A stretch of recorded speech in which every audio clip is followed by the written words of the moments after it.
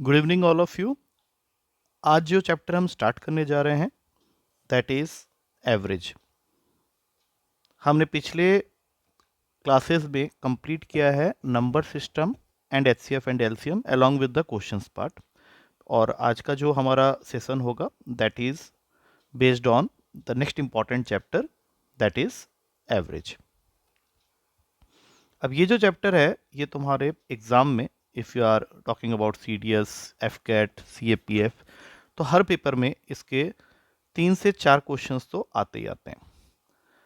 Questions किस तरह के होते हैं वो तो हम लोग आने वाले वीडियोस में देखेंगे, बट इस चैप्टर में जो थ्योरी कंटेंट है वो क्या क्या है उसके बारे में आज के इस पर्टिकुलर वीडियो में हम लोग बात करने वाले हैं। तो सबसे पहले आता है एवरेज की बेसिक थ्योरी, जो कि होता है एवरेज का डेफिनेशन। तो एवरेज का डेफिनेशन हमें ये कहता है कि it is the sum of values upon total number of values. अब इसी बात को अगर हम लोग थोड़ा सा मैथमेटिकली लिखना चाहें तो एवरेज को डिनोट किया जाता है एक्स बार से। अब सम ऑफ वैल्यूज डिपेंड करेगा कि क्वेश्चन में कितने वैल्यूज हैं। तो फॉर द टाइम बिंग मैं ले रहा हूं उन वैल्यूज को x1, x2, x3 और अप टू xn, तो सबको मैंने ऐड कर दिया बिकॉज फॉर्मूले में सम ऑफ वैल्यूज बोला गया है और टोटल नंबर ऑफ वैल्यूज मेरा n है। अब इसी को एक और तरीके से भी हम लोग लिख सकते हैं, summation x i, where i is ranging from 1 to n और होल अपॉन में n। तो ये जितने भी मैंने बातें लिखी हैं ये सब तुम्हारे इसी फॉर्मूला की तरफ मूव कर रहा है, क्योंकि एवरेज चैप्टर के अंदर में जो सबसे ज़्यादा यूज़ होने वाला फॉर्मूला है वो यही है कि average is nothing but sum of the values upon total number of values. अब इसके क्वेश्चन जब भी तुम करोगे तो सबसे पहला टाइप जो होता है that is the type 1, that is problem based on numbers. Numbers को लेके पेपर में क्वेश्चन जरूर पूछे जाते हैं और इसको करके तुम्हें जरूर जाना है। तो इनको करते समय जो सबसे पहली चीज तुम्हें पता होनी चाहिए वो है सीरीज के सम की वैल्यू। जैसे 1 से लेके n तक का सम, जिसको हम लोग बोलते हैं sum of first n natural number, जिसको डिनोट किया जाता है विथ समेसन ऑफ n। और इसका फॉर्मूला होता है n into n plus 1 whole divided by 2। इसी का नेक्स्ट सीरीज होता है that is 1 square, 2 square, 3 square से लेके अप टू एन स्क्वायर, जिसको हम लोग समेसन ऑफ एन स्क्वायर भी बोलते हैं। और इसका फॉर्मूला होता है n into n plus 1 into 2n plus 1 upon में 6। और इसी का क्यूब वाला फॉर्मूला होता है 1 cube, 2 cube, 3 cube up to n cube, जिसको इन शॉर्ट हम लोग समेसन ऑफ n क्यूब भी बोलते हैं। तो ये ऊपर वाले का होल स्क्वायर होता है that is n square, n plus 1 का होल स्क्वायर अपॉन में 4। तो क्वेश्चन करते समय इनका यूज हमें करने को मिलेगा।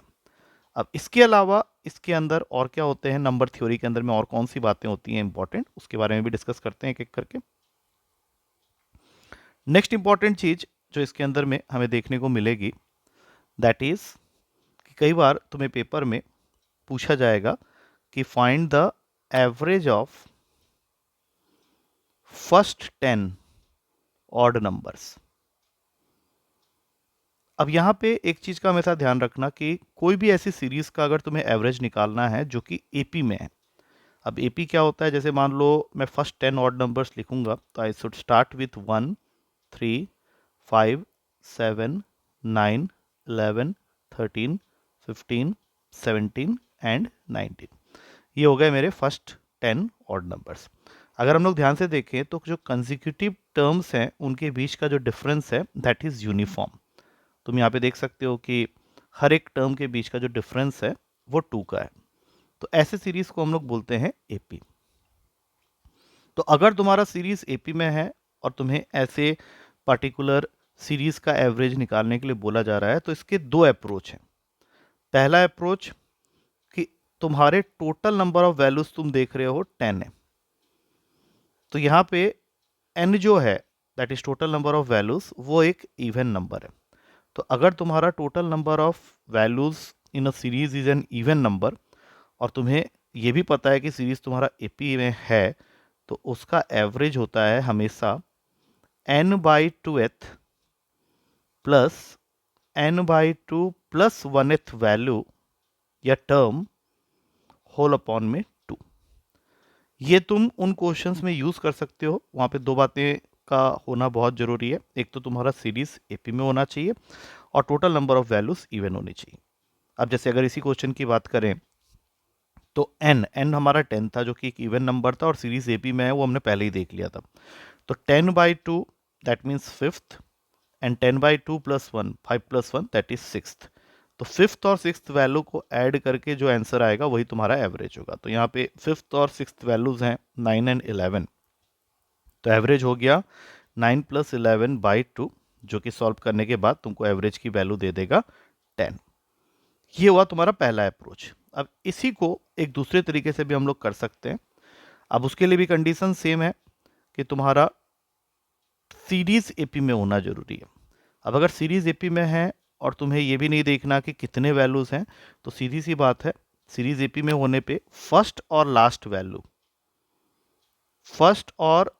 वैल्यू को ऐड करके अगर अपॉन 2 करेंगे तो वो तुमको डायरेक्ट एवरेज की वैल्यू दे देगा। मतलब इस क्वेश्चन में जैसा कि अभी हमने निकाला है 10 आया है, तो अभी यहाँ पे हम देखेंगे कि फर्स्ट वैल्यू है 1 और लास्ट वैल्यू है 19, तो दोनों को ऐड करके बाई 2 करेंगे तो ये आंसर आ रहा है तुम्हारा 10 का। तो तुमको यहाँ पे इस चीज़ को समझना पड़ेगा। यहाँ पे दो बातों को मैंने एम्फोसिस दी है। एक कि अगर तुम्हारे total number of values even है, जैसे कि इस क्वेश्चन में टोटल नंबर ऑफ वैल्यूज थे 10 और सीरीज तुम्हारा एपी में है, तो तुम्हारे पास दो अप्रोच है एवरेज तक पहुंचने का। एक थोड़ा सा लंबा अप्रोच है जिसमें मैंने ये फॉर्मूला दे दिया है कि अगर total number of values n तुम्हारा इवन है तो it is n/2th plus n/2 plus 1th term by 2, या फिर एक बहुत बढ़िया फॉर्मूला है कि फर्स्ट और लास्ट वैल्यू को ऐड करके बाई 2 कर लो। लेकिन इसके लिए जरूरी क्या है कि तुम्हारा सीरीज जो है वो एपी में हो। तो ये तुम्हारा एक पहला कंसेप्ट हो गया जो कि नंबर से रिलेटेड है। अब इसी के अंदर एक दूसरा कंसेप्ट भी आएगा। दूसरा कंसेप्ट क्या कहता है मुझे कि अगर इसी क्वेश्चन को मैं चेंज करके बना दूं कि find the average of first 9 even numbers. अब इसमें जब तुम फर्स्ट 9 इवन नंबर्स लिखने जाओगे तो obviously it will start from 2 2 4 6 8 10 12 14 16 and 18। एक तरह से 2 का टेबल ही हो गया। तो अगेन यू विल फाइंड कि यहाँ पे जो कॉमन डिफरेंस है कंसेक्यूटिव टर्म्स के बीच में वो 2 का है, that means it is in AP. मैं फिर से दो अप्रोच बोलने वाला हूँ। अगर तुम्हारे टोटल नंबर ऑफ वैल्यूज जो कि इस केस में 9 है, दैट मीन्स ऑड है, तो इस केस में एवरेज को निकालने का डायरेक्ट फॉर्मूला होगा n plus 1 by 2th value. तो n 9 है तो it will become 9 plus 1 by 2th value, that is 10 by 2th value जो कि होगा 5th वैल्यू। मतलब जो मिडिल मोस्ट वैल्यू है इस एपी का, जो कि यहाँ पे तुम देख सकते हो 10 है, तो that will automatically become your average when the series is in AP and the total number of values is odd. और यहाँ पे हमने फॉर्मूला यूज किया है average is equals to n plus 1 by 2th value. अब मैं फिर से एक बात बोलूंगा कि अगर तुम्हारा सीरीज एपी में है तो एक यूनिवर्सल फॉर्मूला हमारे पास हमेशा से है कि इसी का जब तुम एवरेज निकालोगे तो फर्स्ट और last value of this series को ऐड करके बाई 2 कर दो। इससे भी तुम्हें सेम आंसर ही मिलने वाला है। जैसे यहाँ पे फर्स्ट वैल्यू है 2 और लास्ट वैल्यू है 18, दोनों को ऐड किया बाई 2 किया 20/2, तुम्हारा आंसर आ गया 10। तो ये बात याद रखना। अब नंबर से रिलेटेड दो तीन बातें मैंने बता दी। अब उसके बाद जो नेक्स्ट वैरायटी ऑफ क्वेश्चन इसमें होते हैं that is based on problem on edges. ये एक नेक्स्ट वैरायटी होगी जिस पे तुमसे वो पेपर में क्वेश्चन पूछता है। तो नेक्स्ट वैरायटी के अंदर में टाइप 2 जिसको मैं कह सकता हूँ, इस चैप्टर का जो टाइप 2 है that is problem on edges. अब प्रॉब्लम जब एज के ऊपर में होता है तो it all depends on the family members.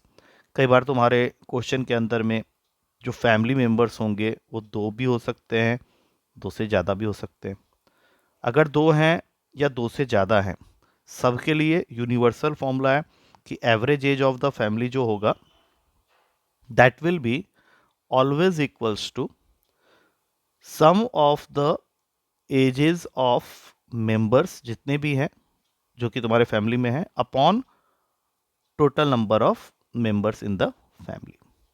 तो ऐसे क्वेश्चन में जैसे सपोज कर लो किसी क्वेश्चन में उसने तुमको बोला कि average age of husband and wife is 23 years, तो तुम वहाँ पे सीधा अप्रोच क्या करोगे कि हस्बैंड प्लस वाइफ ये दो लोग हैं, तो इनका जो सम होगा एज का वो एवरेज वैल्यू को टोटल नंबर ऑफ मेंबर से मल्टीप्लाई करना। अब ऐसे क्वेश्चन में होता क्या है कि वो कभी तुम्हें 5 साल पहले का देता है एवरेज, या फिर कभी 5 साल के बाद का पूछता है, या प्रेजेंट का पूछता है, तो अकॉर्डिंगली तुमको उसको मूव कराना है। ये इसके अंदर में मेंबर्स बढ़ेंगे तो उसमें कुछ खास डिफरेंस नहीं आएगा। जैसे मान लो average age of the family को मैं एक्स बार ले रहा हूँ और टोटल नंबर ऑफ मेंबर्स को फैमिली में एन मान रहा हूँ, तो सम ऑफ द एजेस जो होंगे of the family members in the family is always equals to n x bar, where n is the total number of members and x bar is the average age of the family. उसके बाद इसके अंदर में third category of question जो होती है वो property based question भी पूछ सकता है। प्रॉपर्टी बेस्ड मतलब सपोज कर लो तुम्हारे पास में कुछ वैल्यूज हैं A B C D E और इसका तुमने एवरेज निकाला है एक्स बार। अब तुमको हर वैल्यू में सपोज कर लो एक फिक्स्ड कांस्टेंट मैंने ऐड कर दिया, तो अगर मैंने हर वैल्यू में एक फिक्स्ड कांस्टेंट ऐड कर दिया है तो डेफिनेट सी बात है कि तुम्हारा जो एवरेज है वो भी उस फिक्स्ड वैल्यू पे ऐड हो जाएगा। और अगर तुम हर वैल्यू के साथ में एक फिक्स्ड कांस्टेंट सब्ट्रैक्ट कर दो तो ऑब्वियस सी बात है कि तुम्हारा जो एवरेज की वैल्यू है उसमें भी यही फिक्स्ड कांस्टेंट माइनस हो जाएगा। और अगर यही सारे वैल्यूज के अंदर तुम एक फिक्स्ड कांस्टेंट मल्टीप्लाई कर दो तब तुम ये भी कह सकते हो कि तुम्हारा जो एवरेज है वो इसी वैल्यू से मल्टीप्लाई हो जाएगा। मतलब जो न्यू एवरेज होगा दैट विल बिकम के times of the original average. और यही अगर तुम हर वैल्यू के साथ में इस सीरीज का एक कांस्टेंट डिवाइड कर दो तो फिर तुम्हारा न्यू एवरेज जो होगा वो भी इसी वैल्यू से डिवाइड हो जाएगा। ऐसे क्वेश्चंस कई बार वो तुमसे पूछता है, तो इसको जान करने के लिए तुम क्या करो, यहाँ पे बेसिक सी एक सीरीज ले लो 1 2 3 4 5। अब चूंकि तुम देख सकते हो कि इट्स इन एपी, तो 5+1/2 करके तुम इसका एवरेज निकाल सकते हो, दैट विल गिव यू 3। अब मैंने एक फिक्स्ड कांस्टेंट ले लिया थ्रू आउट द क्वेश्चन 2। अब अगर मैं हर वैल्यू के साथ में 2 ऐड करता हूँ तो ये बन जाएगा 3, ये 4 5 6 एंड 7। तो तुम चेक कर सकते हो in this particular series if you add the first and last value and divided with 2 तो ये आंसर तुम्हारा हो जाएगा 3 + 2 दैट इज 5। मतलब तुम्हारा मीन जो है या जो एवरेज है वो 2 से बढ़ गया। अब इसी में अगर मैं 2 माइनस करता तो ये बन जाता -1 0 1 2 एंड 3। अगेन चेक करके देख लो, first value plus last value by 2 करोगे तो ये वैल्यू 1 हो जाएगा। इसका मतलब है कि जो मीन है वो 2 से सब्ट्रैक्ट हो गया, इसलिए ये 1 हो गया। अगर तुम हर वैल्यू में 2 मल्टीप्लाई कर दोगे तो ये बन जाएगा 2 4 6 8 एंड 10। अब जरा चेक करो, first value is 2, last value is 10, 2 + 10 by 2 that is 6। तो जो न्यू एवरेज बन रहा है दैट इज 3 × 2 दैट इज 6। और अगर तुम डिवाइड करते तो अब यहाँ से तुम खुद ही चेक कर सकते हो कि डिवाइड करने के बाद जो वैल्यूज मिल रही हैं दैट इज 1/2 1 1.5 2 2.5। 1/2 को तुम 0.5 लिख के अगर चेक करोगे तो ये 3 दे रहा है, 3/2 दैट इज 1.5। तो एक तो ये प्रॉपर्टी तुम्हारे दिमाग में होनी चाहिए कि addition subtraction multiplication and division with all the terms in a series will change the value of that average of the series with the same value। मतलब अगर कोई सीरीज है जिसका तुमने एवरेज निकाला हुआ है x बार और उसी सीरीज में तुमने एक fixed constant add subtract multiply या डिवाइड कर दिया तो तुम्हारा एवरेज भी उसी वैल्यू से ऐड सब्ट्रैक्ट मल्टीप्लाई डिवाइड हो जाएगा। उसके बाद आता है टाइप्स ऑफ मीन के ऊपर में बेस करता हुआ क्वेश्चन। अब ये टाइप्स ऑफ मीन क्या होते हैं या टाइप्स ऑफ एवरेज क्या होता है, तो इसमें तुमको जो इस चैप्टर में सबसे इंपॉर्टेंट है वो है तुम्हारा कंबाइंड एवरेज। बाकी तुम्हारा arithmetic mean, geometric mean, harmonic mean ये भी होते हैं, बट अगर हम एवरेज चैप्टर की स्पेसिफिकली बात कर रहे हैं क्योंकि वो जो मैंने नाम लिए हैं वो स्टैटिस्टिक्स के लिए वैलिड है, यहाँ पे तुमको याद रखना है कंबाइंड एवरेज की बात। अब कंबाइंड एवरेज के जो क्वेश्चंस होते हैं वो डेफिनेटली तुम्हारे पेपर में एक आने ही आने हैं, चाहे वो एफकेट का पेपर हो, सीडीएस का पेपर हो या कोई भी पेपर हो। अब ये कंबाइंड एवरेज होता क्या है इसको समझने के लिए एक छोटा सा एग्जांपल ले लेते हैं। सपोज कर लो कोई क्लास है जिसमें 100 स्टूडेंट्स हैं और इन 100 स्टूडेंट्स में से बॉयज़ हैं मेरे 60 और गर्ल्स हैं मेरे 40। अब मैंने एक मैथ्स का पेपर लिया 100 मार्क्स का और बॉयज़ का average score in maths out of 100 आया से 70 और गर्ल्स का एवरेज स्कोर आउट ऑफ 100 आया सपोज 75, तो क्वेश्चन मेरे से ये पूछ सकता है कि what is the combined average of the entire class. तो जब तुम्हें combined average of the entire class निकालने के लिए बोला जाता है तो एक फॉर्मूला आ जाता है x12 बार, क्योंकि यहाँ पे दो तरह के लोग हैं, बॉयज़ एंड गर्ल्स। तो फर्स्ट कैटेगरी हमने बॉयज़ को मान लिया, लेट इट बी 1, और सेकंड कैटेगरी गर्ल्स को मान लिया, लेट इट बी 2। तो पूरे क्लास का जो कंबाइंड एवरेज बना वो बन गया x12 बार, जिसको निकालने का फॉर्मूला होता है n1 x1 bar plus n2 x2 bar upon में n1 प्लस n2। अब यहाँ पे n1 क्या है, तो n1 लेट कर लेते हैं नंबर ऑफ बॉयज़ को, और x1 बार मान लेते हैं उन्हीं के एवरेज को। सेम उसी तरीके से नंबर ऑफ गर्ल्स को मान लेते हैं n2 और उनके करस्पॉन्डिंग एवरेज को मान लेते हैं x2 बार। तो जब तुम यहाँ से कंबाइंड एवरेज की वैल्यू निकालने जाओगे तो it will become 60 into 70 plus 40 into 75 upon में 100। अब रफ सा कैलकुलेशन है, तुम ये आराम से कर सकते हो, और अगर तुम इसको ढंग से कैलकुलेट करोगे तो definitely you will get an answer, जो कि इस केस में आ रहा है 4200 आ गया इन दोनों को मल्टीप्लाई करके, और 75 इंटू 40 3000 होता है।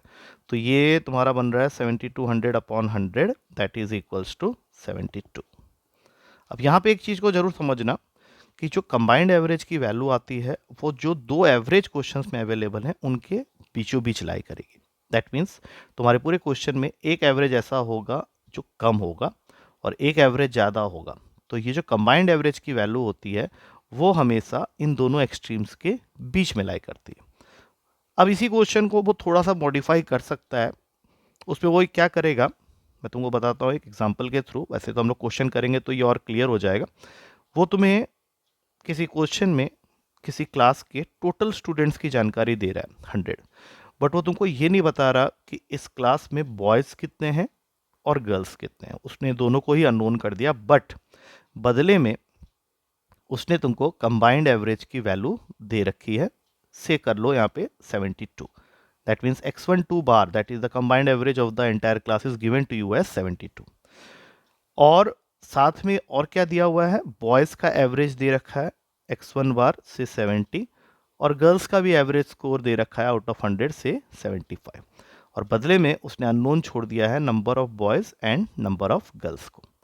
तो फिर ऐसे क्वेश्चन में स्टार्टिंग जब करोगे तो फॉर्मूला तुम्हें वही लिखना है, that is x12 bar is equals to n1 x1 bar plus n2 x2 bar upon में n1 प्लस n2। अब चूंकि तुमने बॉयज़ को n1 माना हुआ है तो उसको लेट कर लो x, और तुम्हें ये भी पता है कि टोटल स्टूडेंट्स जो हैं क्लास में वो 100 हैं, तो गर्ल्स जो होंगे वो 100 माइनस एक्स होंगे। x12 बार कंबाइंड एवरेज की वैल्यू ऑलरेडी तुमको गिवन है 72, तो अब ये फॉर्मूला बन गया x into 70 plus 100 minus x into 75 upon में 100। अब अगर तुम इसको सॉल्व करते हो तो यहाँ से x की वैल्यू आ जाएगी 60, और एक बार x पता चल गया दैट मीन्स बॉयज़ पता चल गया 60 है, तो गर्ल्स जिसको मैं यहाँ पे फिलहाल y तो नहीं 100 माइनस एक्स ले लेता हूँ, दैट मीन्स बिकम 40।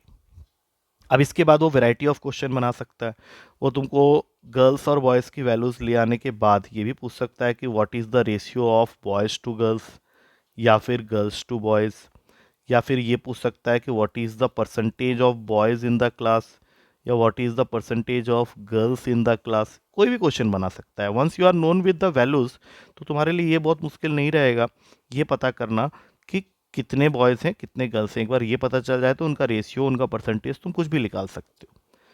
तो इस तरह से तुम्हारे क्वेश्चंस की फ्रेमिंग होती है।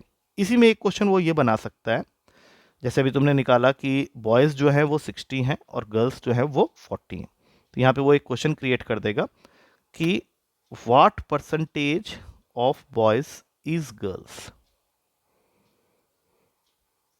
अब इसको कैसे समझोगे, जैसे वो पूछ रहा है what percentage of boys is girls, girls boys का कितना परसेंटेज है। तो गर्ल्स हमने निकाला था 40 और बॉयज़ हमने निकाला था 60। तो अगर गर्ल्स बॉयज़ का कितना परसेंटेज है ये पूछ रहा है, जैसा कि इस क्वेश्चन में है कि what percentage of boys is girls, तो ऊपर गर्ल्स की वैल्यू रहेगी, नीचे बॉयज़ की वैल्यू रहेगी इंटू 100। अब इसको 20 के टेबल में कट कर दो तो तुम्हारा आंसर आ जाता है 200/3%, या जिसको मैं 66 2/3% भी कह सकता हूँ। या इसी क्वेश्चन को थोड़ा सा रोटेट करके पूछ सकता है what percentage of girls is boys. तो उस केस में गर्ल्स बॉयज गर्ल्स का कितना परसेंट है, तो ऊपर 60 आ गया, नीचे 40 आ गया इनटू 100। अब ये काटोगे तो 3/2 हो जाएगा, और 3/2 हुआ तो ये इसको काट के आंसर आ जाएगा 150%। तो इस पार्टिकुलर सेशन में मैंने तुम लोग को एसेंशियल थ्योरीज के बारे में बताया हुआ है। अब इसके बाद कुछ क्वेश्चन मिसलेनियस नेचर के होते हैं, जिसपे वो सारे कंसेप्ट को मिक्स करके भी क्वेश्चन दे सकता है, जिसपे वो परसेंटेज को भी बीच में ला सकता है। और एक पार्टिकुलर एरिया होता है batsman average and bowlers average का, ये भी काफ़ी बार तुम्हारे पेपर में देखे गए हैं। तो ये लास्ट चीज़ होगी जो कि इस चैप्टर में थ्योरी वाइज हम लोग डिस्कस करेंगे। तो वो क्या है, एक होता है तुम्हारा बैट्समैन एवरेज और एक होता है बॉलर्स एवरेज। तो अगर मैं बैट्समैन का एवरेज निकाल रहा हूं, तो बैट्समैन का एवरेज होता है total runs scored by the batsman upon total innings played by the batsman. इसको बहुत अच्छे से समझने की जरूरत है, काफ़ी बच्चे को इस पर डाउट आता है, तो इस वीडियो के थ्रू तुम इसको समझ सकते हो। तो एक बैट्समैन का अगर तुम एवरेज निकाल रहे हो, तो तुम्हारे लिए ये जानना बहुत ज़रूरी है कि उसने कितने रन्स बनाए हैं, और उन रन्स को बनाने के लिए उसने कितने इनिंग्स खेले हैं, ना कि मैचेस। क्योंकि ये ज़रूरी नहीं कि हर एक बैट्समैन को किसी भी मैच में बैटिंग करने का मौका मिले। मान लो कोई प्लेयर 5th डाउन या 6th डाउन में आता है, और वो एक मैच खेल रहा है जहाँ पे टारगेट जो सेट किया है ओपोनेंट ने वो बहुत ही लो टारगेट है। तो हो सकता है फर्स्ट 2 प्लेयर ने या 3 प्लेयर ने मिलकर ही उस टारगेट को अचीव कर लिया है, तो इसको तो बैटिंग मिली ही नहीं। तो जब तुम बैट्समैन का एवरेज निकाल रहे हो, तो इस चीज़ का ध्यान रखना है कि बैट्समैन का एवरेज उसके टोटल मैचेस प्लेड पे डिपेंड नहीं करता। उस मैच में उसको जो बैटिंग करने का मौका मिला है, दैट मीन्स उसके इनिंग्स के ऊपर में डिपेंड करता है।